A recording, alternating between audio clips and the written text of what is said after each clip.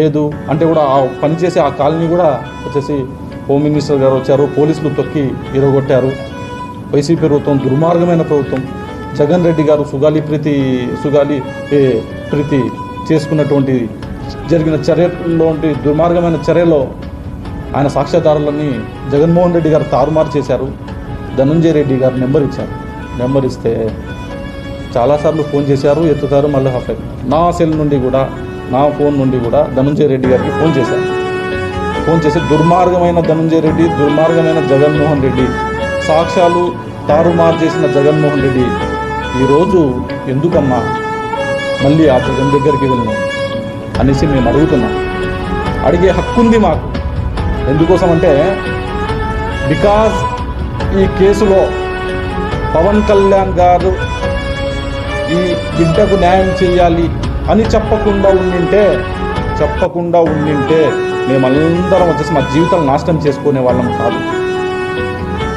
ఎన్ని కేసులు పడ్డాయి, ఎంత ఇబ్బంది పడ్డాం.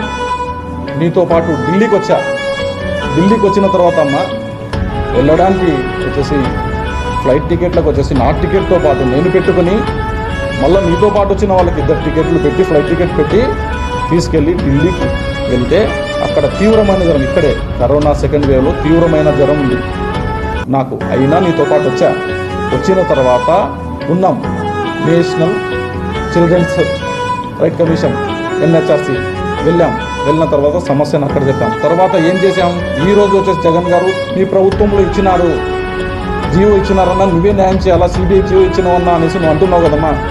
ఆ జీవో తీసుకుపోయి చూపించిన మిగతా జీవో అనేసి CBI యాక్ట్స్లో it's like a tissue paper. తర్వాత ఏం జరిగింది, ఎంత బాధ. అటువంటిది కూడా ఈ జగన్మోహన్ రెడ్డి పోలీసులే అమ్మ ఆ రోజు హరాస్ చేసింది, ఈ జగన్మోహన్ రెడ్డి అమ్మ హరాస్ చేసింది. అంటే ఆ మహిళ ఏం చేస్తుంది, ఒక సాధారణ మహిళ, ఒక గృహిణి ఏం చేస్తుంది?